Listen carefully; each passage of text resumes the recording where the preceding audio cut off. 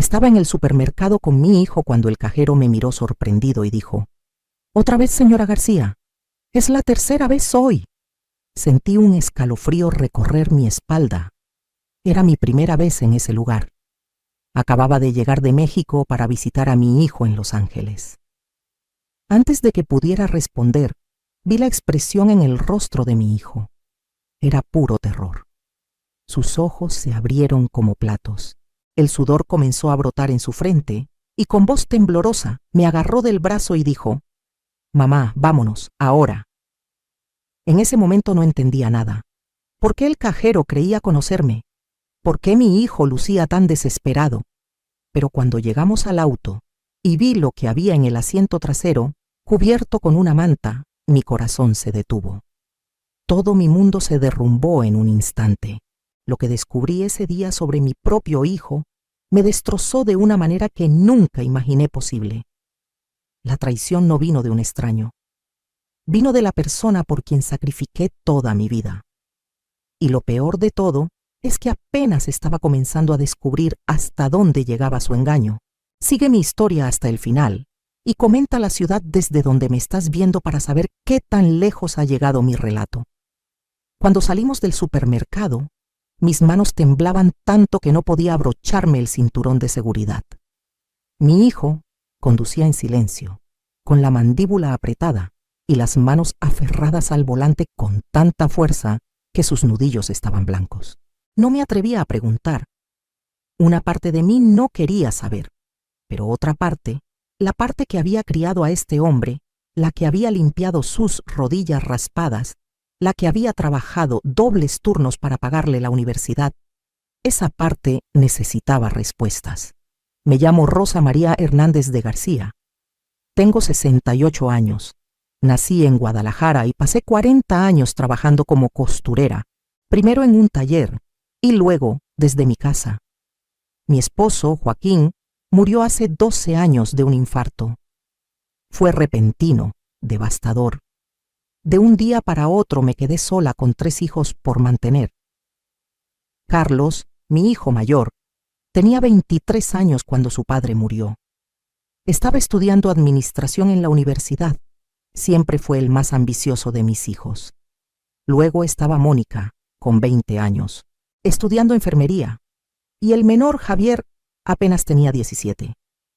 Cuando Joaquín murió, dejó deudas. Muchas deudas. Había intentado montar un negocio de refacciones para autos que fracasó. Me dejó con una hipoteca por pagar, préstamos pendientes y 3 hijos que dependían de mí. No tuve tiempo de llorar adecuadamente a mi esposo.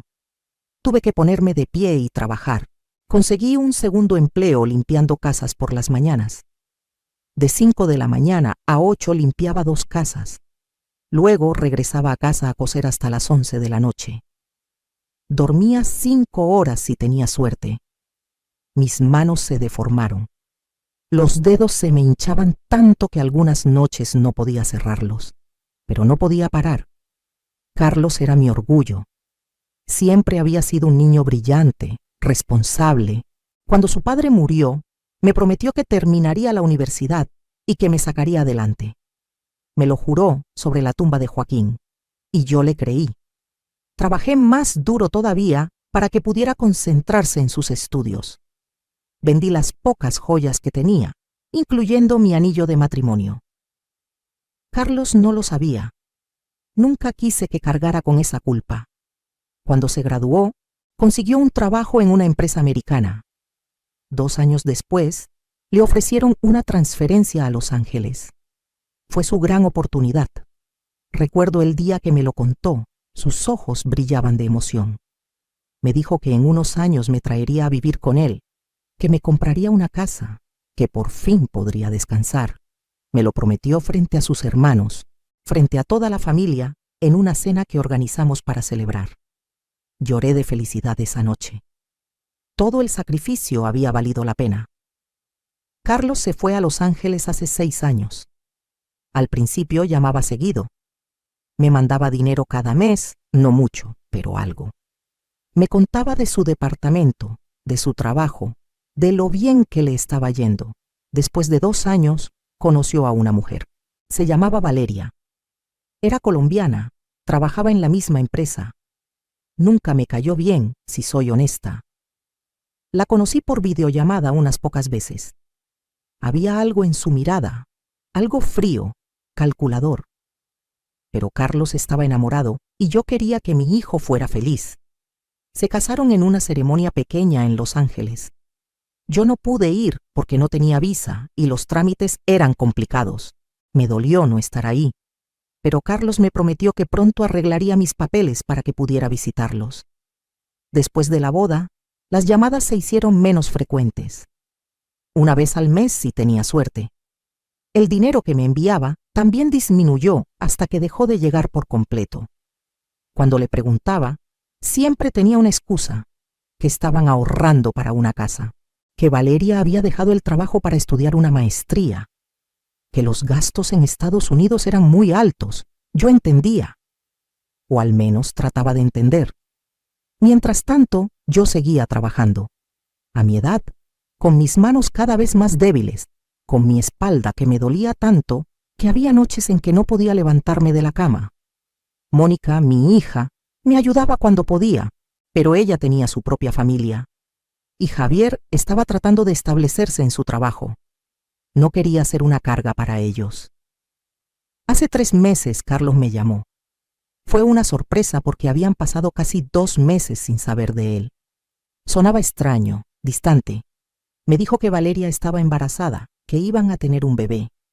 Debía haber sentido alegría pura. Iba a ser abuela por primera vez del hijo de Carlos.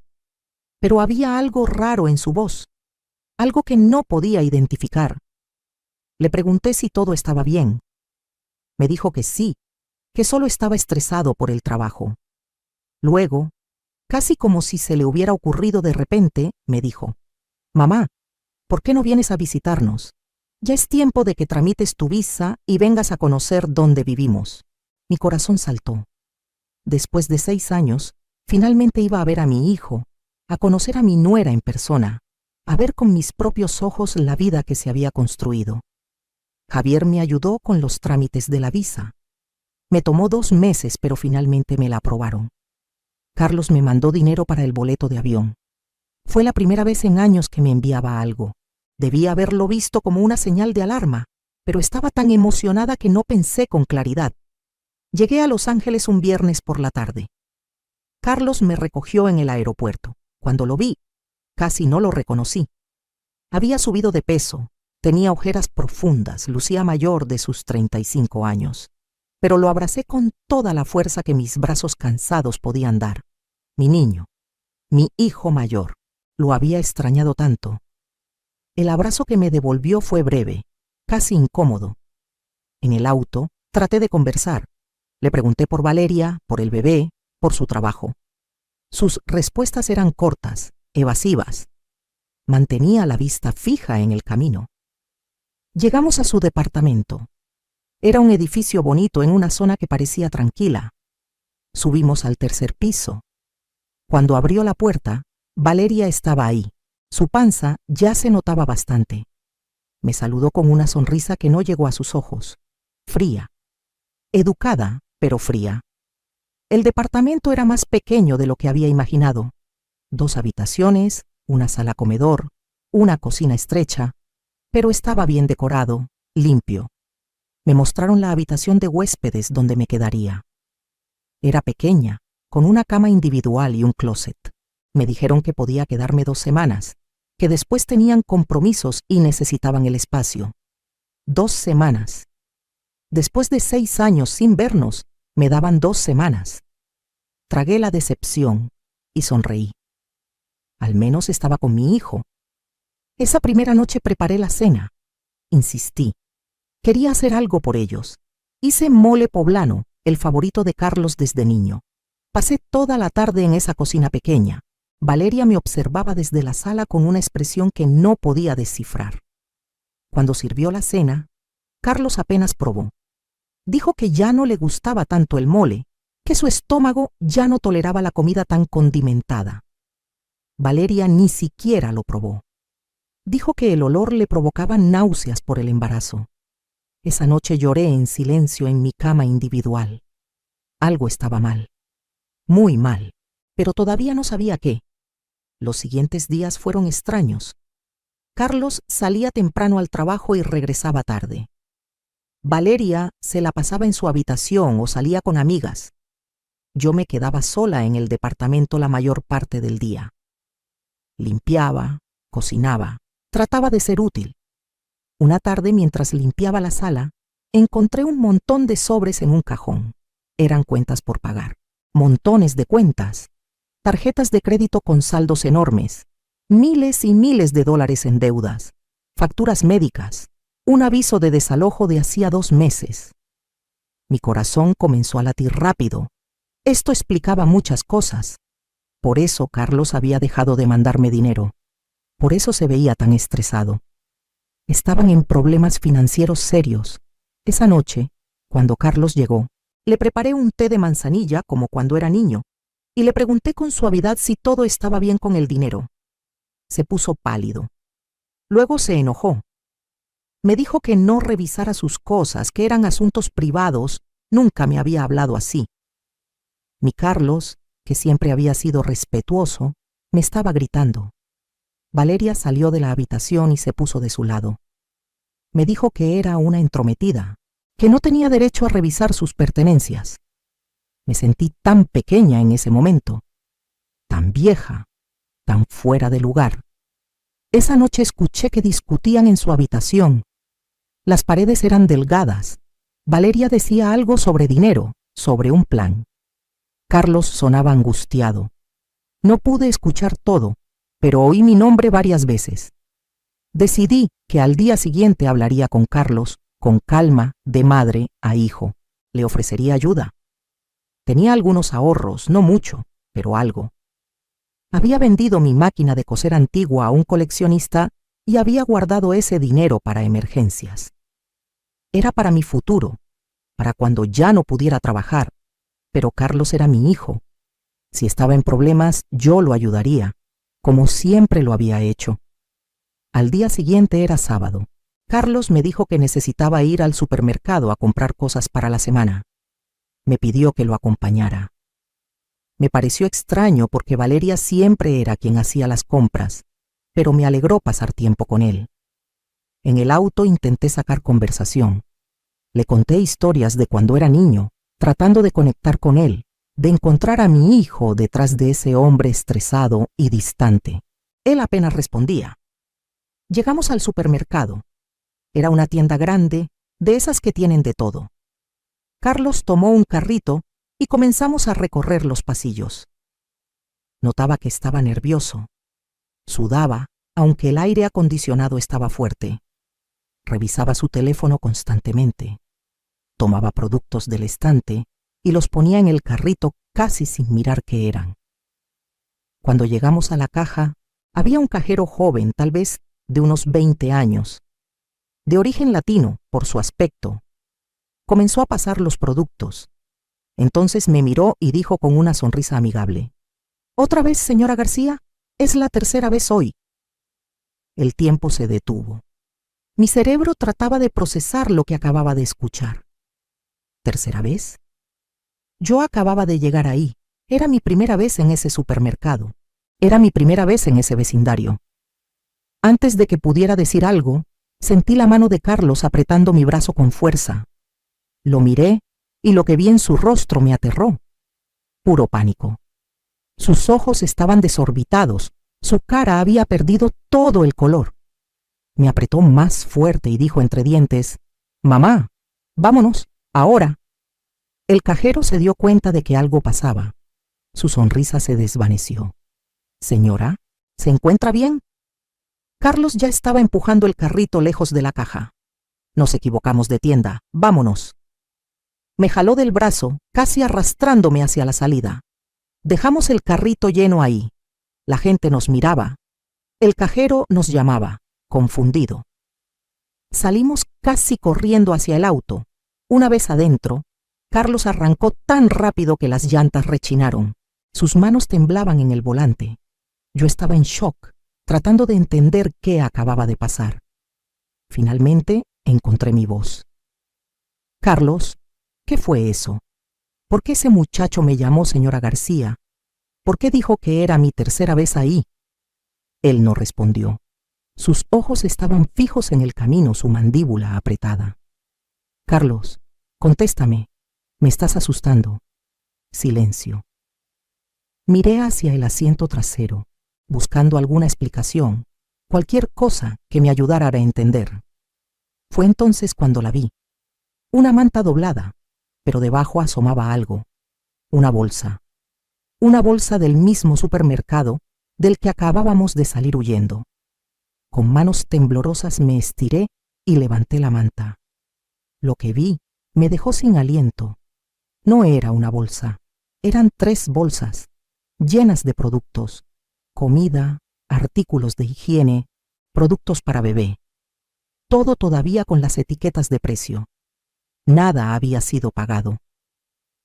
Dios mío, el susurro salió de mi boca sin que pudiera controlarlo. Carlos pisó el freno tan fuerte que salí disparada hacia adelante. Gracias a Dios traía puesto el cinturón. Estacionó el auto a un lado de la calle. Se quedó ahí, con las manos en el volante, respirando agitadamente. Yo miraba las bolsas, luego a mi hijo, luego las bolsas otra vez. Mi mente se negaba a aceptar lo que era tan obvio. Carlos. Mi voz salió rota. ¿Qué es esto? Silencio. Carlos, por favor. Finalmente giró hacia mí. Tenía lágrimas en los ojos. Lágrimas de frustración, de vergüenza, de rabia. Es comida, mamá. Es comida para nosotros, para Valeria, para el bebé que viene. Sentí que el mundo se movía bajo mis pies. Pero estas bolsas no están pagadas, tú las robaste. Pronunciar esas palabras me dolió físicamente. ¿Cuánto tiempo llevas haciendo esto? Él se limpió las lágrimas con rabia. ¿Qué querías que hiciera, mamá? Nos van a desalojar el próximo mes. Debo 4 meses de renta. Las tarjetas están al máximo. Valeria no puede trabajar por el embarazo de alto riesgo. Mi sueldo apenas alcanza para las facturas médicas. ¿Querías que dejáramos morir de hambre al bebé? No podía respirar. Sentía como si alguien me estuviera apretando el pecho con ambas manos. Este no podía ser mi Carlos, mi hijo, el niño que había criado con valores, con principios, el que iba a misa conmigo todos los domingos, el que me había prometido cuidarme en mi vejez. Carlos, esto es robo, es un delito. Podrías ir a la cárcel. Él se rió, una risa amarga, sin humor. ¿Y qué sugieres, mamá? ¿Que vuelva a México fracasado? ¿Que admita que no pude lograrlo aquí? ¿Que todo el sacrificio que hiciste fue en vano? Sus palabras eran como cuchillos. Cada una se clavaba en mi corazón. Prefiero que vuelvas fracasado pero honesto a que termines en la cárcel, hijo. Esto no está bien y lo sabes. Se volvió hacia mí con una expresión que nunca le había visto. Había dureza en sus ojos, resentimiento. ¿Honesto? Como papá. Él fue honesto. Intentó hacer las cosas bien. ¿Y sabes dónde terminó? Muerto de estrés a los 50 años, dejándonos una montaña de deudas. No voy a ser como él. Esas palabras me dolieron más que cualquier golpe físico. No hables así de tu padre. Mi voz tembló. Él hizo lo mejor que pudo. Nos amaba. Pues su amor no pagó las cuentas, ¿verdad? Fuiste tú quien tuvo que matarse trabajando. Tú con tus manos destruidas, tu espalda rota. Él nos dejó en la ruina. Las lágrimas corrían por mis mejillas. Carlos, por favor, esto no es culpa de tu padre. Y robar no es la solución. Hay otras opciones. Podemos buscar ayuda, hablar con servicios sociales. Yo puedo. ¿Tú puedes qué, mamá? Me interrumpió. ¿Mandarnos dinero? ¿Con qué? ¿Con tu pensión miserable? ¿Con lo que ganas cosiendo? Cada palabra era como veneno. Tengo ahorros, no es mucho, pero... Su expresión cambió. Se iluminó. Una luz codiciosa apareció en sus ojos que me hizo retroceder instintivamente en mi asiento. ¿Ahorros? ¿Cuánto? La forma en que lo preguntó me puso la piel de gallina. No sonaba como mi hijo preguntándole a su madre. Sonaba como un extraño calculando una oportunidad. Carlos no es. ¿Cuánto, mamá? Insistió. Su voz era más dura ahora. Vendí mi máquina de coser y he estado guardando algo cada mes. Tengo unos 80,000 pesos. Vi cómo hacía el cálculo en su cabeza.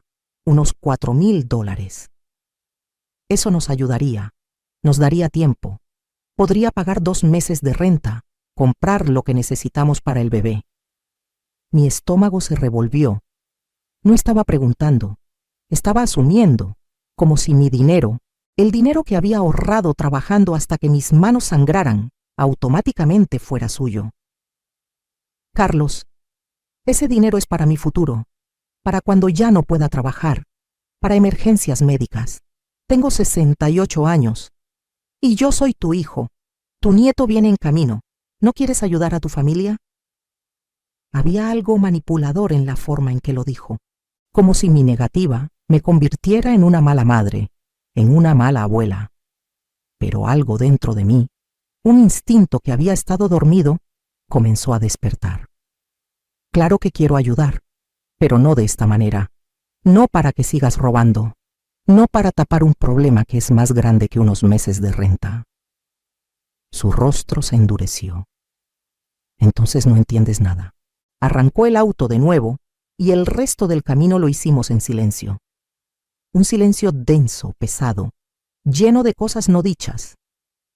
Cuando llegamos al departamento, Valeria estaba esperando. Miró las bolsas que Carlos sacaba del auto y sonrió. Le ayudó a meterlas al departamento. Yo los seguí en estado de shock. Los vi guardar los productos robados como si nada, como si fuera lo más normal del mundo. Valeria notó mi expresión. ¿Qué pasa, Rosa? ¿Te sientes mal? Te ves pálida. Hasta la manera en que dijo mi nombre sonaba falsa. Necesito acostarme. Fui a mi habitación y cerré la puerta. Me senté en la cama individual y traté de procesar todo. Mi hijo era un ladrón. Había estado robando quién sabe cuánto tiempo, y su esposa lo sabía. Lo apoyaba. ¿Qué más no sabía yo? ¿Qué más me estaban ocultando? Esa noche, fingí estar dormida cuando escuché que Carlos y Valeria hablaban en la sala. Sus voces llegaban amortiguadas a través de la puerta. Me levanté en silencio y la abrí apenas una rendija. Tu mamá sabe. Era la voz de Valeria tensa. Lo sé. El idiota del cajero la confundió conmigo. Carlos sonaba frustrado. ¿Crees que vaya hasta decir algo? Es mi madre. No va a denunciarme a la policía. Pero podría juzgarte. Podría negarse a darte el dinero. Silencio. Tenemos que convencerla. Hacerle ver que es por el bien del bebé. Ella es de esas madres que harían cualquier cosa por sus hijos. La forma en que Valeria dijo eso, con ese tono calculador, me revolvió el estómago. No sé, Valeria. Cuando le pedí el dinero en el auto se puso rara. Creo que está molesta. Pues tendrá que superarlo. Necesitamos ese dinero. Y si tiene 80,000 pesos guardados, probablemente tenga más. La gente mayor siempre esconde dinero. Mi mamá no es así. Todos son así, Carlos. Y si no quiere ayudar a su propio hijo, a su nieto, entonces, ¿qué clase de madre es? Sentí rabia hirviendo dentro de mí. Esta mujer, esta extraña, estaba hablando de mí como si fuera un banco que podían asaltar. Dale unos días, continuó Valeria. Hazla sentir culpable. Recuérdale todo lo que sacrificó por ti. Cómo ahora es tu turno de que tú luches y ella puede hacer que sea más fácil. Funciona siempre. La culpa maternal es muy poderosa. Carlos no respondió de inmediato. Quería creer que estaba incómodo con la sugerencia de su esposa. Quería creer que algo de mi hijo, del hombre bueno que había criado, todavía existía ahí. Está bien, dijo finalmente. Intentaré. Mi corazón se rompió. Cerré la puerta en silencio y me metí a la cama. Lloré en esa cama pequeña, en ese cuarto que no era mío, en un país extranjero, sintiéndome más sola de lo que me había sentido, incluso cuando murió Joaquín. Al menos cuando él murió, tenía a mis hijos, tenía a Carlos. Ahora me daba cuenta de que tal vez Nunca lo había tenido realmente. Los siguientes días fueron una actuación dolorosa. Carlos comenzó su campaña de manipulación, tal como Valeria había sugerido. Me traía café por las mañanas, me preguntaba cómo había dormido, me contaba historias del bebé, de cómo quería ser un buen padre, mejor que el suyo. Ese comentario me dolió, pero no dije nada. Me hablaba de lo difícil que era vivir en Estados Unidos, de cómo todo era más caro de lo que había imaginado, de cómo Valeria había tenido complicaciones en el embarazo y los seguros médicos no cubrían todo, de cómo se sentía un fracasado. Y yo, que lo conocía desde antes de que naciera, que había llevado su peso dentro de mí durante 9 meses, podía ver cada palabra calculada, cada pausa estratégica. Valeria también participaba en la obra. De repente era dulce conmigo. Me pedía consejos sobre el embarazo, sobre cómo había criado a mis hijos. Me mostraba fotos del cuarto del bebé que querían armar. Me enseñaba ropa de bebé en internet, comentando lo cara que era. Todo era un juego, una manipulación, y ellos pensaban que yo era tan ingenua, tan desesperada por ser necesitada, que caería en la trampa. Una parte de mí quería confrontarlos, decirles que había escuchado todo. Pero otra parte, la parte que había aprendido a sobrevivir limpiando casas ajenas, la parte que había negociado con acreedores después de la muerte de Joaquín, esa parte sabía que necesitaba más información antes de actuar. Una tarde, mientras ambos estaban fuera, decidí investigar. Revisé el departamento más cuidadosamente. En el closet de su habitación, detrás de unas cajas, encontré más bolsas de supermercado, más productos robados. Había suficiente comida ahí para meses. Esto no era supervivencia, era un hábito. En un cajón de la cómoda de Valeria encontré algo más: joyas, aretes, pulseras, collares. Todo todavía con las etiquetas de las tiendas departamentales. Sin pagar. Mi hijo y su esposa no solo robaban comida, robaban de todo. Encontré también documentos, estados de cuenta bancarios que mostraban la verdad completa de su situación financiera. Era peor de lo que Carlos había admitido, mucho peor. Debían más de $40,000 entre tarjetas de crédito, préstamos personales y facturas médicas. Pero lo que más me impactó fue encontrar un cuaderno con la letra de Valeria. Estaba escondido entre sus cosas personales, dentro de una caja de zapatos en el fondo del closet. Lo abrí y comencé a leer. Era como un diario, pero no de pensamientos íntimos. Era un plan detallado de cómo sacarme dinero. Había anotaciones desde hace meses, desde antes de que me invitaran a visitarlos. La vieja tiene que tener ahorros. Carlos dice que siempre fue buena administrando dinero. Hay que averiguar cuánto y cómo conseguirlo. Plan: invitarla a quedarse con nosotros. Hacerla sentir incluida, necesaria. Mostrarle lo difícil que es nuestra situación. Usar el embarazo para generar lástima. Carlos es muy blando con ella. Tengo que ser yo quien lo empuje. Él se siente culpable por pedirle dinero, pero eso es ridículo. Ella es su madre. Es su obligación ayudarnos. Si conseguimos los ahorros que tiene, podremos cubrir las deudas más urgentes. Luego, averiguaremos si tiene propiedades o algo más de valor en México. Mis manos temblaban tanto que casi dejó caer el cuaderno. Seguí leyendo. Cada palabra era como una puñalada. El problema es que la vieja puede ser terca. Carlos dice que tiene orgullo. Habrá que romperlo. Hacerle ver que si no nos ayuda, perderá el contacto con su nieto. Eso la destruirá. Una vez que tengamos el dinero, podemos empezar a distanciarnos. Decir que necesitamos nuestro espacio como familia nueva. Carlos protestará al principio, pero eventualmente lo entenderá. No podemos tener a su madre controlando nuestras vidas. Había más.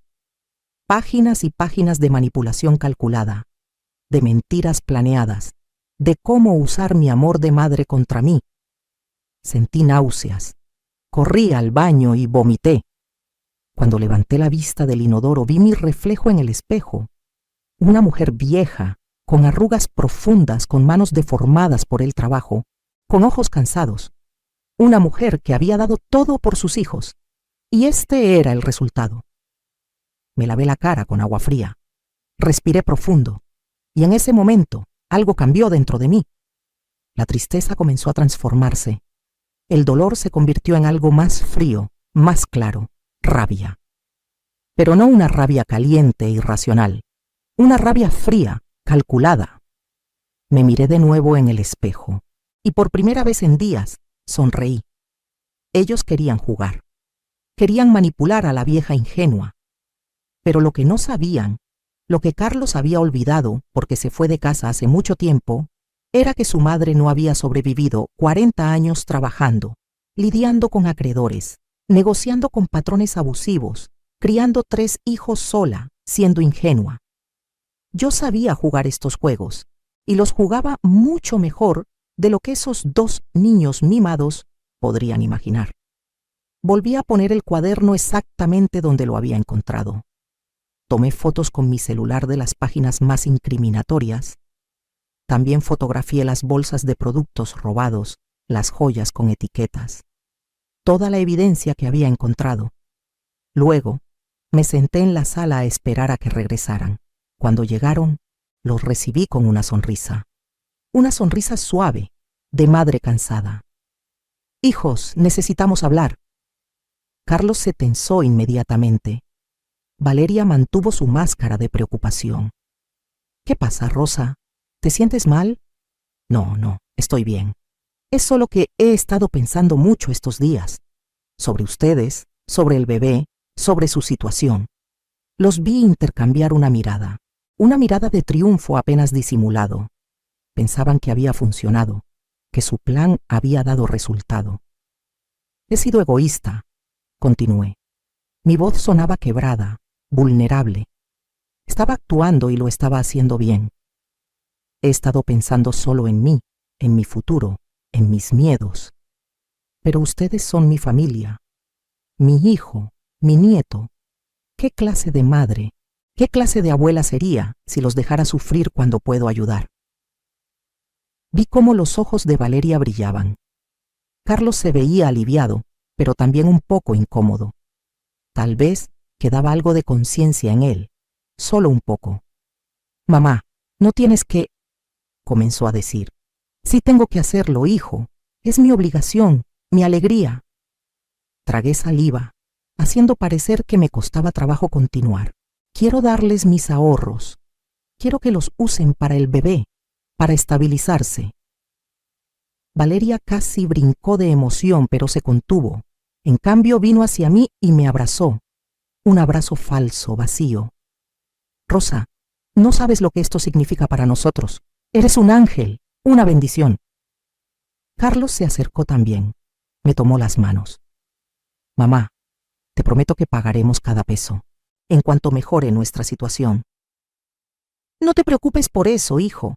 El dinero va y viene. La familia es para siempre». Las palabras casi me ahogaron al pronunciarlas, sabiendo que eran mentira, sabiendo lo que ellos realmente pensaban de mí. «Hay solo un problema», dije, fingiendo pena. «¿Cuál?». Valeria preguntó y noté un toque de alarma en su voz. «El dinero está en México, en mi cuenta de banco. No puedo transferirlo desde aquí porque no traje mi token de seguridad. Tendría que volver a Guadalajara a hacer la transferencia». Vi la decepción en sus rostros. Valeria recuperó la compostura primero. «No puedes pedirle a alguien que lo haga por ti, a Mónica o Javier». Negué con la cabeza. «Solo yo puedo acceder a esa cuenta. Es una cuenta especial que abrí hace años. Ni siquiera mis otros hijos saben de ella». Eso era cierto. Había aprendido después de la muerte de Joaquín a ser cuidadosa con el dinero, a tener cuentas que solo yo manejara. «¿Cuánto tiempo te tomaría ir y volver, Clis?», preguntó Carlos. «Si tomo un vuelo mañana, podría estar de vuelta en 3 o 4 días. Haría la transferencia y regresaría para estar aquí cuando nazca el bebé». Era mentira. Por supuesto. No pensaba volver jamás. Pero ellos no necesitaban saber eso todavía. Valeria y Carlos se miraron. Podía ver sus cerebros funcionando, calculando. Está bien, dijo Carlos finalmente. Pero regresa pronto, ¿sí? Te vamos a extrañar. Más mentiras. Esa noche, mientras ellos dormían, reservé mi vuelo. Salía a las 6 de la mañana del día siguiente. También hice algo más. Redacté un correo electrónico. Un correo largo, detallado, adjuntando todas las fotos que había tomado. Las fotos de los productos robados, de las joyas con etiquetas, de las páginas del cuaderno de Valeria. Lo dirigí a la administración del edificio donde vivían. Les expliqué que mi hijo y su esposa estaban involucrados en actividades ilegales, que tenía evidencia de robo sistemático y que como persona de moral cristiana no podía en conciencia permanecer callada. Les pedí que investigaran y que, si era necesario, contactaran a las autoridades. Programé el correo para enviarse automáticamente 24 horas después de mi partida. Para cuando lo recibieran, yo ya estaría a salvo en México. También envié un correo a Mónica y a Javier. Les conté todo. Les adjunté las mismas fotos, les expliqué la manipulación, el plan para sacarme dinero.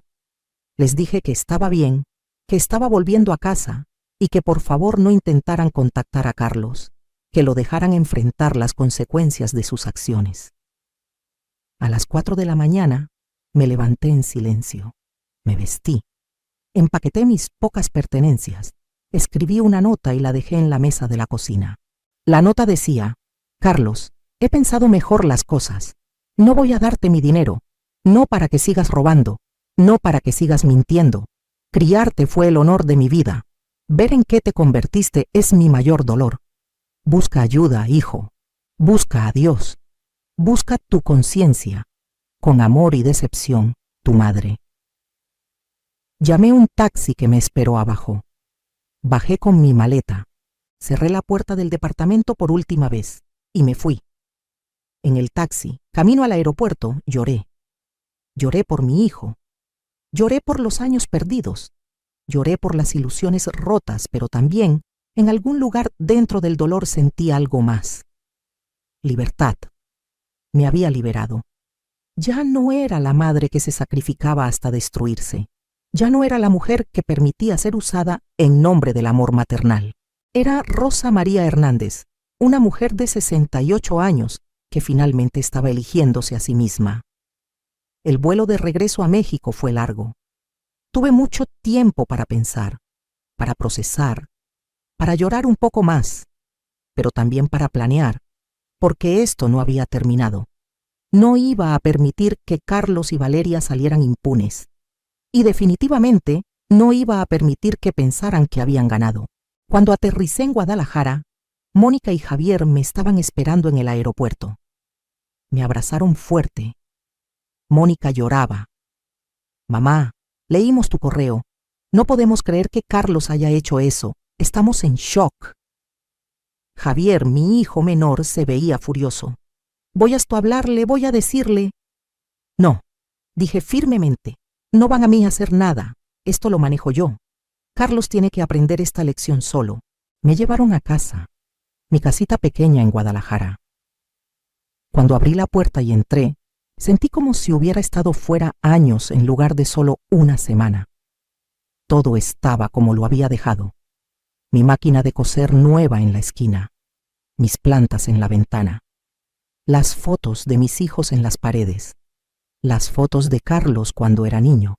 Tendría que quitarlas, o tal vez no. Tal vez las dejaría como recordatorio. Esa noche, sola en mi cama, en mi casa, revisé mi teléfono. Tenía 3 llamadas perdidas de Carlos, 2 mensajes de texto. Mamá, ¿dónde estás? Mamá, encontré tu nota. Por favor, llámame. Podemos hablar de esto. No respondí. 2 días después, recibí una llamada de un número desconocido de Estados Unidos. No contesté. Dejaron un mensaje de voz. Era una mujer que se identificó como la administradora del edificio donde vivía Carlos. Había recibido mi correo. Habían investigado el departamento. Habían encontrado exactamente lo que yo había documentado. Habían contactado a las tiendas que aparecían en las etiquetas. Las tiendas habían revisado sus grabaciones de seguridad. Habían identificado tanto a Carlos como a Valeria. Habían presentado cargos. La mujer me agradecía por mi honestidad y me informaba que, lamentablemente, habían tenido que proceder con un desalojo inmediato debido a las actividades ilegales en la propiedad. Colgué el teléfono. Sentía nada. O tal vez sentía todo. Era difícil de distinguir. Una semana después, recibí una llamada de Carlos. Esta vez contesté. Mamá. Su voz sonaba destruida. Había estado llorando. Mamá, ¿cómo pudiste hacernos esto? Me quedé en silencio. Dejé que continuara. Por tu culpa nos desalojaron. Por tu culpa las tiendas presentaron cargos. Tengo que ir a corte. Podría ir a la cárcel. Valeria está destruida. El estrés está afectando el embarazo. ¿Cómo pudiste hacerle esto a tu propio hijo? ¿A tu nieto? Respiré profundo. Carlos, yo no te hice nada. Tú hiciste esto. Tú elegiste robar. Tú elegiste mentirme. Tú elegiste, junto con tu esposa, manipularme y usarme. Necesitaba ayuda. Estaba desesperado. Y yo te habría ayudado. Si hubieras sido honesto, si hubieras venido a mí con la verdad, como un hijo a su madre, habríamos encontrado una solución juntos. Pero no querías mi ayuda. Querías mi dinero sin rendir cuentas. Querías usarme. Eres mi madre. Se supone que debes apoyarme incondicionalmente. Esas palabras me dolieron, pero también me dieron claridad. Apoyarte sí. Permitir que me uses, que me faltes al respeto, que cometas crímenes, no. Yo te he criado mejor que esto, Carlos. Y si olvidaste las lecciones, entonces necesitas aprenderlas de nuevo, aunque sea de la manera difícil. Te odio, dijo. Su voz era puro veneno. Arruinaste mi vida. No, hijo, tú arruinaste tu vida. Yo solo me negué a ser parte de la destrucción. Colgó. No volvió a llamar. Pasaron semanas, luego meses. Mónica y Javier me mantenían compañía, me apoyaban. También estaban dolidos por las acciones de su hermano, pero entendían mi decisión. Una tarde, 3 meses después de mi regreso de Los Ángeles, estaba cosiendo en mi sala cuando escuché un toque en mi puerta. Abrí y me encontré con una sorpresa. Era mi tía Esperanza, la hermana mayor de mi difunto esposo Joaquín. Tenía 82 años, pero seguía siendo una mujer imponente, de mente aguda. Rosa María, necesitamos hablar. Entró sin esperar invitación. Se sentó en mi sofá. Me senté frente a ella, confundida. Tía, ¿qué pasa? ¿Está todo bien? Eso debería preguntarte yo a ti. Me enteré de lo de Carlos. Mónica me contó. Suspiré. Tía, si viene a decirme que fui muy dura con él, al contrario, me interrumpió. Vengo a decirte que hiciste lo correcto, y vengo a decirte algo más, algo que debí haberte dicho hace años. Sacó un sobre de su bolso, un sobre amarillento, viejo. Cuando Joaquín murió, todos pensamos que solo había dejado deudas. Y era cierto, su negocio fracasó. Pero lo que nadie sabía, lo que él no quiso preocuparte porque pensaba que iba a salir del problema, es que su padre, tu suegro, le había dejado algo en herencia años antes. Mi corazón comenzó a latir más rápido. ¿Qué tipo de herencia? Un terreno grande en las afueras de Guadalajara. En ese entonces no valía mucho, era zona rural. Por eso Joaquín nunca le dio importancia. Usó los papeles de ese terreno como garantía para algunos préstamos, pero como los préstamos eran menores al valor del terreno, nunca lo perdió. Después de su muerte, en medio del caos de las deudas y los acreedores, ese terreno quedó olvidado. Los papeles estaban entre sus cosas, pero nadie los buscó. Yo los encontré cuando ayudé a limpiar su oficina, pero en ese momento estabas tan abrumada que no quise añadir más complicaciones. Me guardé los papeles pensando en dártelos cuando fuera el momento correcto. Tía, ¿por qué nunca? Porque eras joven, Rosa. Porque tenías 3 hijos que alimentar. porque pensé que si sabías de ese terreno, intentarías venderlo de inmediato por centavos para pagar deudas. Y yo sabía que esa zona iba a desarrollarse. Lo sabía porque mi esposo trabajó en planificación urbana municipal. Él vio los planos de expansión de la ciudad, así que decidí guardar el secreto, esperar a que el terreno incrementara su valor y dártelo cuando realmente lo necesitaras. Abrió el sobre. Adentro había escrituras, documentos legales, papeles oficiales. Ese terreno ahora está en una de las zonas más desarrolladas de Guadalajara. Han construido plazas comerciales, fraccionamientos residenciales, todo alrededor. El terreno de Joaquín, que tiene 2 hectáreas, vale ahora una fortuna. Me quedé sin palabras. ¿Cuánto? Pregunté con un hilo de voz. Mandé tasarlo el mes pasado, cuando Mónica me contó lo de Carlos, y me di cuenta de que tal vez necesitarías recursos para reconstruir tu vida. El valor estimado es de 35 millones de pesos. El mundo se detuvo.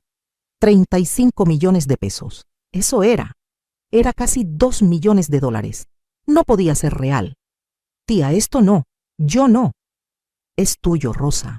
Siempre fue tuyo. Era de Joaquín, y cuando él murió, pasó a ti como su esposa. Aquí están todos los papeles, están a tu nombre.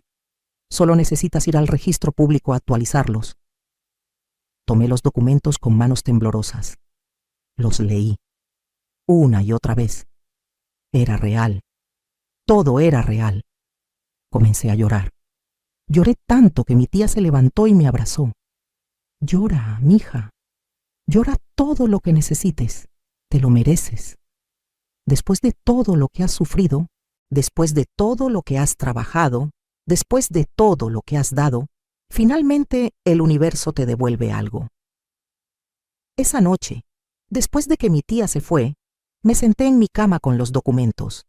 Pensé en Joaquín, en cómo, incluso después de muerto, estaba cuidando de mí, en cómo había trabajado tanto para dejarme algo, aunque no vivió para verlo fructificar. Gracias, mi amor, susurré al aire. Gracias por seguir cuidándome. Los días siguientes fueron un torbellino. Contraté un abogado. Fuimos al registro público. Actualizamos toda la documentación. Todo estaba en orden. El terreno era legalmente mío. Comenzaron a llegarme ofertas de compra. Desarrolladores inmobiliarios que habían estado esperando que ese terreno saliera al mercado. Las ofertas eran generosas, muy generosas. Pero no tenía prisa. Por primera vez en mi vida, podía tomarme mi tiempo para tomar decisiones. Una tarde, 2 semanas después de recibir las escrituras, recibí otra llamada de Estados Unidos. Esta vez era Valeria. Rosa. Su voz no tenía la dulzura falsa de antes. Era pura desesperación. Rosa, por favor, necesitamos hablar. No tengo nada que hablar contigo, Valeria. Por favor, es sobre Carlos. No está bien. Desde que presentaron los cargos, desde que nos desalojaron, no es el mismo. Está deprimido, no come, no duerme. Consiguió un abogado público, pero dice que probablemente vaya a la cárcel. Va a perderse el nacimiento de nuestro hijo. Todo está destruido, todo por tu culpa. No, todo por sus decisiones. Necesitábamos ayuda.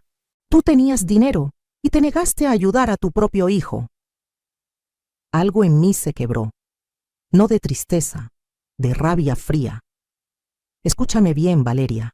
Leí tu cuaderno. Sé exactamente lo que planearon.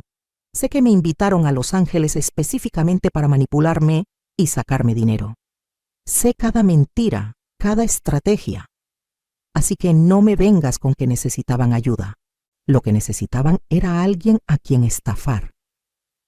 Silencio del otro lado. Yo no sé de qué hablas. Por favor, no me insultes más. Tomé fotos de todo. De tu cuaderno, de los productos robados, de todo. ¿De verdad crees que soy tan tonta? Rosa, yo. Estaba enojada cuando escribí eso. No lo decía en serio. Estaba frustrada. Guardaste ese cuaderno. Lo actualizabas regularmente. La última entrada era de 2 días antes de que me fuera. No era frustración vieja, era tu plan actual. Escuché que comenzaba a llorar. Por favor, Rosa, estoy embarazada.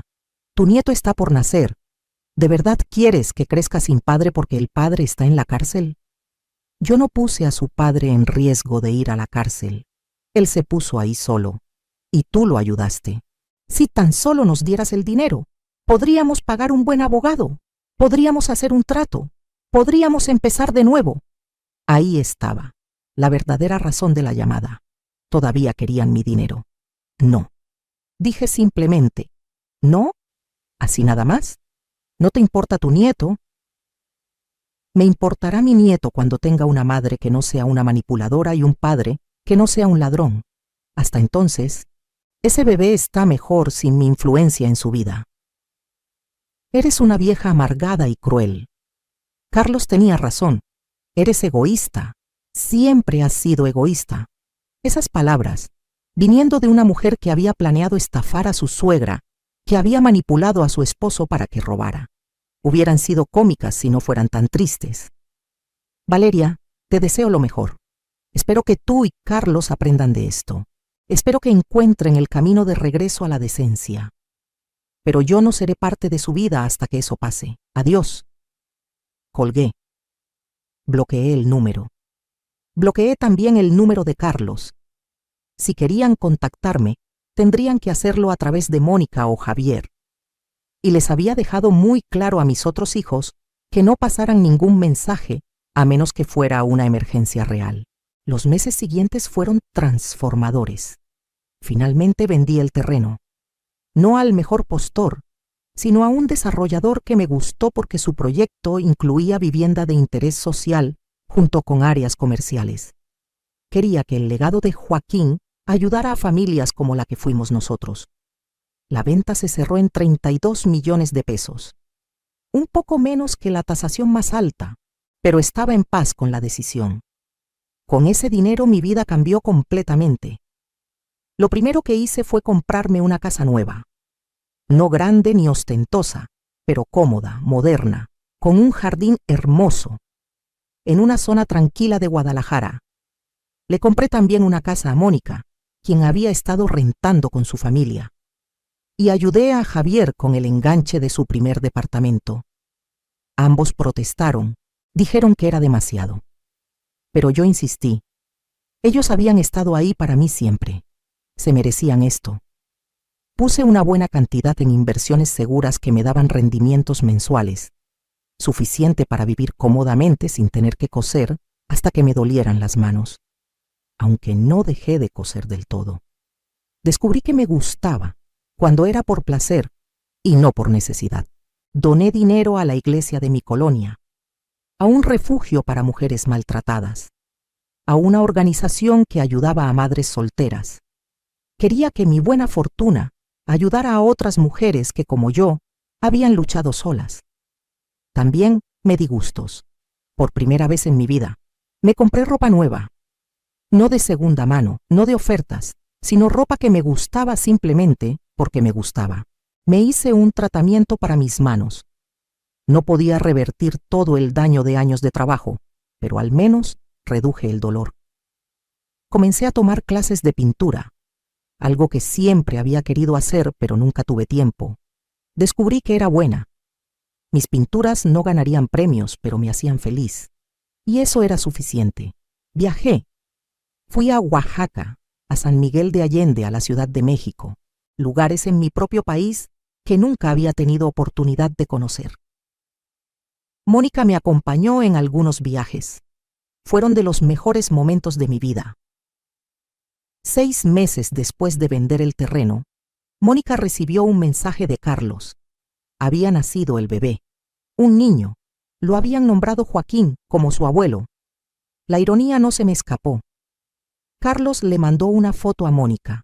El bebé era hermoso, gordito, con mucho cabello negro. Se parecía a Carlos cuando nació. Algo se movió en mi corazón al ver esa foto. Amor. Sí, pero también tristeza. Tristeza por todo lo que se había perdido, por la relación que pudo haber sido. Carlos le escribió a Mónica que el juicio había terminado. Por ser su primera ofensa y porque devolvió algunos de los artículos robados, le dieron libertad condicional en lugar de cárcel. Tendría que hacer servicio comunitario y pagar multas, pero no iría a prisión. Me alegré por eso. No por él, sino por el bebé. Ese niño merecía tener a su padre, aunque ese padre tuviera mucho trabajo que hacer en sí mismo. Mónica me preguntó si quería que le pasara algún mensaje a Carlos. Lo pensé mucho. Finalmente le dije, dile que lo amo, que siempre lo amaré, pero que amor no significa permitir que te falten al respeto. Cuando esté listo para una disculpa real, para un cambio real, mi puerta estará abierta, pero no antes. No sé si Mónica le pasó el mensaje. Carlos no respondió. Y yo estaba bien con eso. Un año después de mi regreso de Los Ángeles, estaba en mi jardín pintando. Era una tarde hermosa. El sol comenzaba a ponerse, pintando el cielo de naranjas y rosas. Estaba tratando de capturar esos colores en mi lienzo. Escuché el timbre. Dejé el pincel y fui a abrir. Era una mujer joven, tal vez de unos 30 años. Llevaba un bebé en brazos. Me tomó un segundo reconocerla de las pocas videollamadas que habíamos tenido. Valeria. Y el bebé debía ser Joaquín, mi nieto. «Hola, Rosa», dijo en voz baja. Ya no había arrogancia en su voz, solo cansancio. «Hola, Valeria». No abrí la puerta completamente. Me quedé en el umbral. «¿Puedo pasar? ¿Podemos hablar?» «¿Dónde está Carlos?» «En Estados Unidos. Yo volví a México con el bebé. Nos separamos». Eso me sorprendió. ¿Se separaron? Sí. Después de todo lo que pasó, después del juicio, de perder el departamento, de las deudas, comenzamos a culparnos mutuamente. La relación se volvió tóxica. Decidí volver a Colombia, pero en el camino paré aquí, porque necesitaba verte. Dudé. Cada instinto me decía que cerrara la puerta, que no permitiera que esta mujer que había planeado tan fríamente manipularme entrara a mi nueva vida, a mi espacio de paz. Pero luego miré al bebé, a Joaquín, mi nieto, que no tenía culpa de nada de esto. Abrí la puerta. «Pasen». Las llevé a la sala. Valeria miró alrededor y vi sorpresa en su rostro. Esta no era la casa de una costurera pobre. Esta era la casa de alguien con recursos. «Linda casa», dijo. «Gracias. ¿Qué necesitas, Valeria?» Se sentó. El bebé comenzó a hacer ruiditos. Ella lo meció automáticamente. «Vine a disculparme», dijo finalmente. «Vine a decirte que tenías razón, sobre todo». La miré en silencio esperando. Cuando te conocí, Carlos me había hablado tanto de ti, de cómo habías sacrificado todo por tus hijos, de cómo trabajaste hasta destruir tu salud para darles educación. Y yo, en lugar de admirarte, te vi como una oportunidad, como alguien que podíamos usar. Hizo una pausa. El bebé comenzó a llorar suavemente. Ella sacó un biberón de su bolso y comenzó a alimentarlo. Yo crecí en una familia donde el dinero era todo. Mis papás se peleaban constantemente por dinero. Se divorciaron por dinero. Aprendí desde chica que el dinero era más importante que las relaciones, que la lealtad, que el amor. Y cuando Carlos y yo empezamos a tener problemas financieros, entré en pánico. Hice lo que siempre vi hacer en mi familia, buscar de dónde sacar dinero sin importar cómo. Lágrimas comenzaron a rodar por sus mejillas.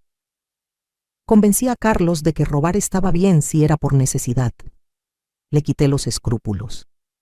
Yo fui quien empezó con los robos pequeños y luego él me siguió. Yo fui quien hizo el plan para sacarte dinero. Todo fue idea mía. Carlos es un adulto, dije firmemente. Él tomó sus propias decisiones. Sí, pero yo lo empujé. Y ahora, después de perderlo todo, después de que nuestra relación se destruyera, después de estar sola con un bebé en un país donde no tengo familia, ahora entiendo el precio de mis decisiones. Miró al bebé en sus brazos. Joaquincito es mi responsabilidad ahora, yo sola. y tengo tanto miedo. Miedo de no ser suficiente, miedo de fracasar como madre.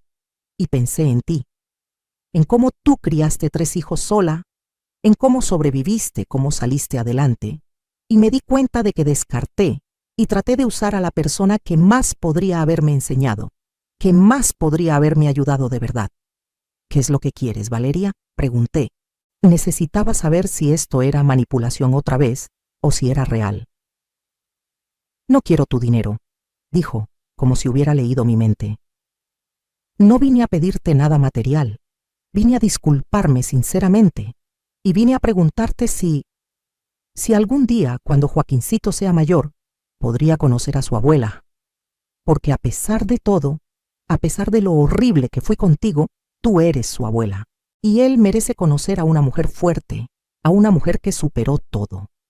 Merece tener eso en su vida. Miré al bebé. Joaquín, nombrado como mi esposo, mi nieto. Sentí algo ablandarse en mi pecho.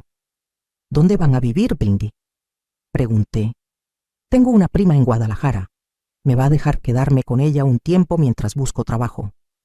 Mi título de Colombia necesita revalidación aquí en México, así que probablemente tenga que empezar desde abajo.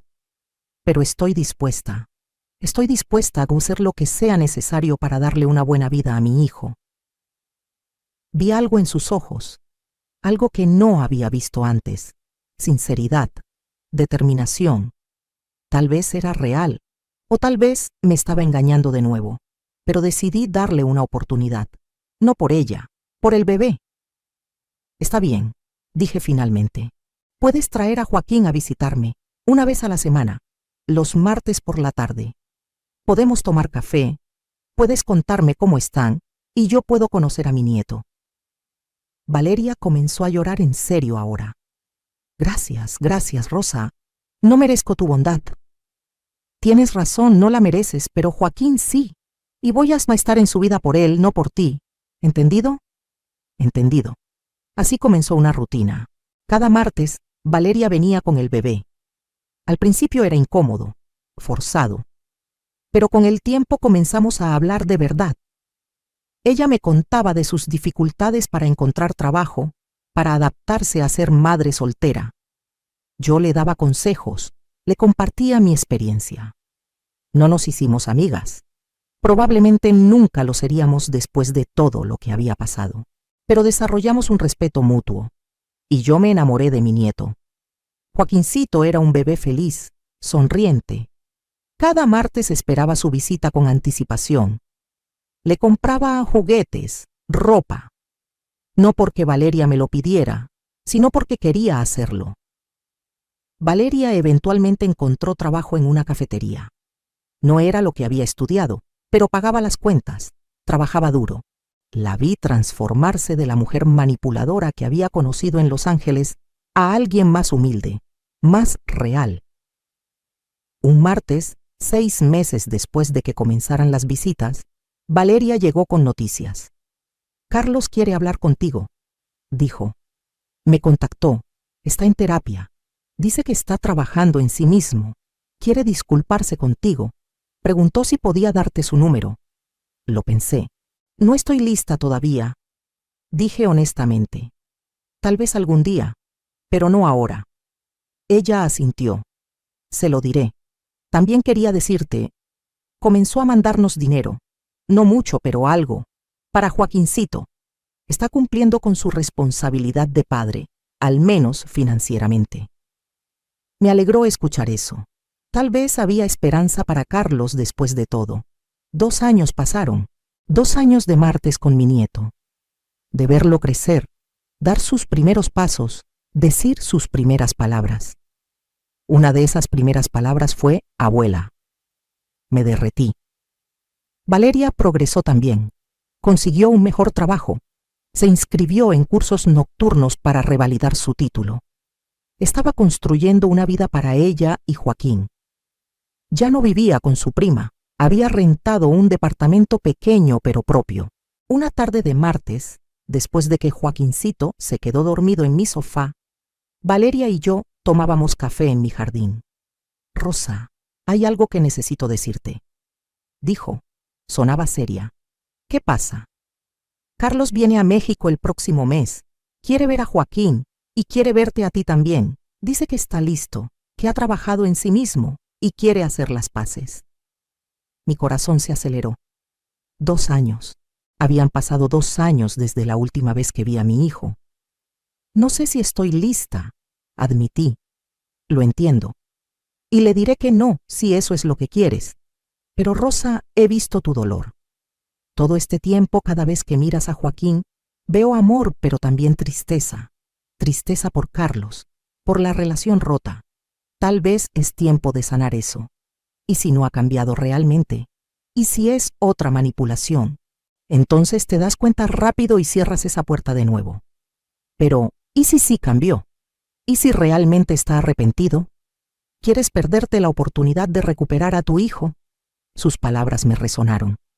Esa noche, sola en mi casa, oré. Oré por sabiduría, por discernimiento, por fuerza. Y sentí una paz, una claridad.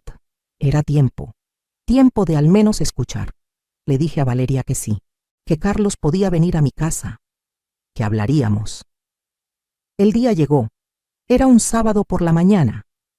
Escuché el timbre a las 10 en punto. Respiré profundo y abrí la puerta. Ahí estaba mi hijo, Carlos. Pero no era el Carlos que había dejado en Los Ángeles. Este Carlos era más delgado, tenía más canas, pero sus ojos eran diferentes. Ya no había esa dureza, esa desesperación. Había algo más suave, más humilde. Hola, mamá. Su voz se quebró al decirlo. Hola, hijo. Lo dejé pasar. Nos sentamos en la sala. El silencio era denso. Finalmente, Carlos habló. Mamá, no sé por dónde empezar. Empieza por el principio, dije. Y él lo hizo. Me contó todo. Cómo la presión de vivir en Estados Unidos, de querer tener éxito, de demostrarle al mundo que lo había logrado, lo había consumido. Cómo cuando comenzaron los problemas financieros entró en pánico. Cómo Valeria sugirió el primer robo pequeño y él, en lugar de detenerla, la siguió. Cómo cada robo se hacía más fácil. Cómo se justificaban diciéndose que era temporal, que era necesidad. Me contó del plan de traerme a Los Ángeles, de cómo Valeria lo orquestó pero él estuvo de acuerdo, de cómo cada día que yo estuve ahí se sentía más culpable pero estaba demasiado desesperado, demasiado atrapado en las mentiras para detenerse. Cuando encontraste mi nota, dijo con lágrimas en los ojos. Cuando me di cuenta de que sabías todo, sentí alivio. Lo juro, mamá. Parte de mí se sintió aliviada, porque ya no tenía que seguir mintiendo, pero luego vino el enojo, porque enfrentar las consecuencias era aterrador. Así que te culpé. Te convertí en la villana de mi historia para no tener que verme como el villano de la mía. Lloró. Mi hijo de 37 años lloró como cuando era niño. El juicio fue humillante. El servicio comunitario fue duro. Perder a Valeria, aunque nuestra relación ya estaba destruida, fue doloroso. Pero lo peor, mamá, lo peor fue darme cuenta de en qué me había convertido. En qué había convertido los valores que tú y papá me enseñaron. Se limpió las lágrimas. Comencé terapia.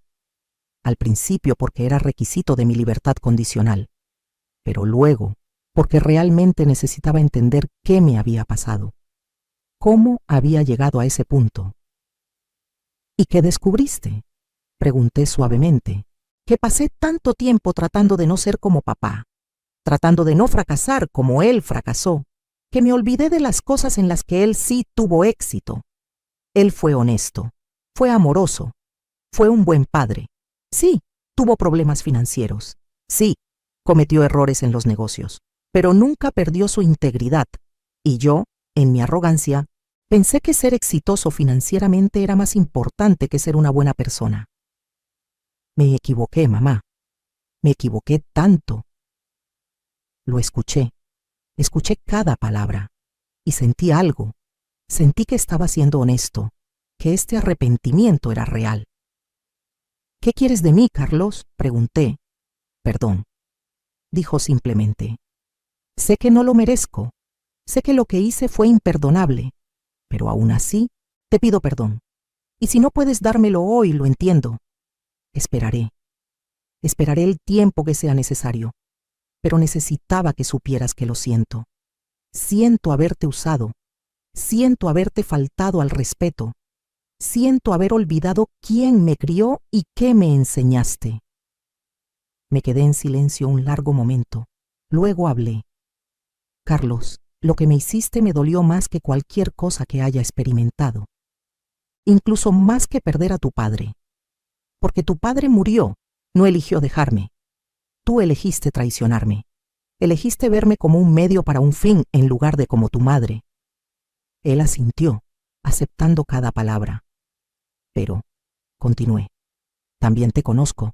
Te cargué dentro de mí. Te crié. Limpié tus lágrimas, vendé tus rodillas, te enseñé a leer.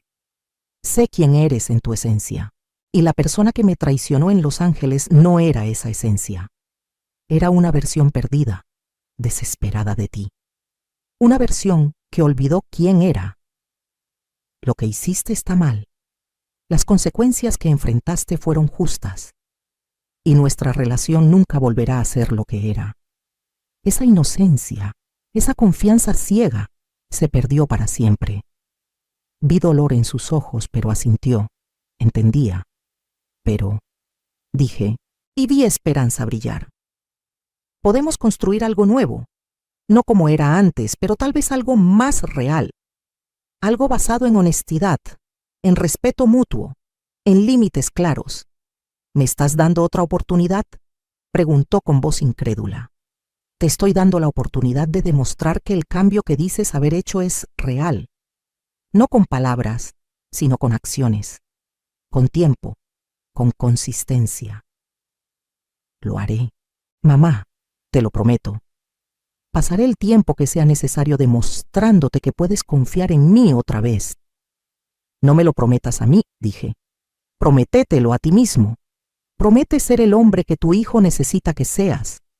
El hombre que tu padre habría estado orgulloso de que fueras. Ese día no nos abrazamos. No hubo reconciliación dramática con lágrimas y perdón instantáneo, pero tomamos café juntos. Hablamos. Y cuando se fue quedamos en que volvería la próxima semana, que tomaríamos las cosas despacio. Los meses siguientes Carlos cumplió su palabra. Venía cada semana cuando estaba en México, siempre a tiempo, siempre respetuoso. Me contaba de su vida, de su trabajo, de su terapia. Yo le contaba de la mía. Comenzamos a conocernos de nuevo, no como madre e hijo en los roles que habíamos jugado por décadas, sino como dos personas adultas tratando de construir una relación saludable. Le conté sobre el terreno, sobre la herencia de su padre, sobre cómo había usado ese dinero para transformar mi vida. Vi sorpresa en su rostro, pero no codicia. No pidió nada, solo dijo, «Me alegro, mamá, te lo mereces. Papá estaría feliz de saber que finalmente estás viviendo bien». Y lo dijo con sinceridad. Eso me dijo más que 1000 disculpas. Un año después de esa primera conversación, Carlos consiguió un trabajo en Guadalajara. Decidió mudarse de vuelta a México. Quería estar cerca de su hijo. Quería reconstruir esa relación también. Valeria y Carlos no volvieron como pareja. Ese capítulo estaba cerrado para ambos. Pero aprendieron a ser copadres efectivos. A poner a Joaquín primero. A comunicarse con respeto. Carlos rentó un departamento pequeño, nada lujoso. Vivía sencillamente, dentro de sus medios. Trabajaba duro. Pagaba sus deudas poco a poco. Veía a su hijo regularmente. Y poco a poco, muy poco a poco, comencé a confiar en él de nuevo. No completamente. Tal vez nunca completamente. Pero lo suficiente para tener una relación. Hoy, 3 años después de todo lo que pasó, estoy sentada en mi jardín. Es martes. Joaquín, que ahora tiene casi 4 años, está jugando con sus carritos en el pasto. Valeria está dentro preparando café. Carlos viene en camino. Va a llegar para cenar. Los martes se convirtieron en nuestro día familiar. Los 4 juntos. No somos una familia tradicional. Somos complicados, rotos en algunos lugares, remendados en otros. Pero somos reales. Y hay amor. Un amor más maduro, más consciente que antes. Miro a mi nieto y sonrío. Él es mi alegría, mi luz. Miro mi casa, mi jardín, mi vida cómoda. Cosas que nunca pensé que tendría. Pienso en el terreno de Joaquín, en cómo, incluso después de muerto, me cuidó. Me dio la libertad de elegir, la libertad de decir no, la libertad de poner límites. Pienso en todo el camino recorrido, en la mujer que fui, trabajando hasta sangrar para mantener a sus hijos, en la mujer que llegó a Los Ángeles llena de esperanza, en la mujer que descubrió la traición más dolorosa, en la mujer que eligió su dignidad sobre la manipulación, en la mujer que encontró riqueza cuando dejó de buscarla, y en la mujer que soy ahora, una mujer que aprendió que el amor verdadero incluye límites, que el perdón no significa olvidar, que la familia no es perfecta, pero puede ser real. Joaquincito corre hacia mí. ¡Abuela! ¡Mira mi carro! Me muestra un carrito rojo. Me agacho, a pesar de que mis rodillas protestan un poco, y admiro su tesoro. Es hermoso, mi amor. Lo abrazo. Él huele a jabón de bebé y a galletas. Huele a inocencia, a segundas oportunidades. Escucho un auto. Es Carlos. Sale y camina hacia nosotros. Joaquín corre hacia su papá gritando de alegría. Carlos lo levanta, lo abraza, luego camina hacia mí. Hola, mamá. Hola, hijo. Esta vez cuando me abraza, le devuelvo el abrazo. No con la desesperación de antes, no con la necesidad, con paz, con amor consciente, con perdón ganado. Valeria sale con el café. Nos sentamos los cuatro en mi jardín. Joaquín juega. Los adultos conversamos, reímos de algo que dice el niño, y en este momento, en este pequeño martes ordinario, soy feliz. Pienso en todas las mujeres que están donde yo estuve, trabajando hasta romperse, dando hasta no tener nada, siendo usadas en nombre del amor. Y quiero decirles, está bien decir no, está bien poner límites, está bien elegirte a ti misma. Amar a tus hijos no significa destruirte por ellos. Amar a tu familia no significa permitir que te falten al respeto. Tu vida tiene valor. Tu bienestar importa. Y a veces, la mayor lección que puedes enseñarles a tus hijos es que no pueden pisotearte, que el respeto es necesario, que las acciones tienen consecuencias. He vivido 68 años. He conocido el dolor y la traición, pero también he conocido la resiliencia, la fuerza, la capacidad de comenzar de nuevo. Y si yo pude hacerlo, tú también puedes. No importa tu edad, no importa cuánto tiempo has permitido que te usen, no importa qué tan rota te sientas, puedes sanar, puedes reconstruir, puedes elegirte a ti misma. Y cuando lo hagas, cuando finalmente pongas límites y exijas respeto, perderás a algunas personas, eso es inevitable. Pero las personas que pierdes son las que nunca te valoraron realmente. Y el espacio que dejan permite que entren las personas correctas. O permite que las personas equivocadas se conviertan en las correctas a través del crecimiento. Carlos me está contando algo de su trabajo. Valeria se ríe de un comentario que hizo. Joaquín trepa a mi regazo, cansado de jugar. Los miro a los tres. Esta familia imperfecta, reconstruida, y siento gratitud, no por lo que pasó, no glamorizo el dolor, pero gratitud por lo que aprendí, por la mujer en la que me convertí, por la vida que construí cuando finalmente me puse a mí misma primero. El sol comienza a ponerse. Los colores del cielo son espectaculares. Mañana pintaré este momento, este atardecer, este jardín, esta paz, porque merece ser recordado, merece ser capturado. Esta vida que construí, que elegí, que peleo por mantener cada día. ¿Qué harías en mi lugar? Si descubrieras que tu hijo, la persona por quien sacrificaste todo, te había traicionado, ¿tendrías la fuerza de decir no? ¿Tendrías el valor de elegirte a ti misma? Yo lo tuve. Y cambió todo.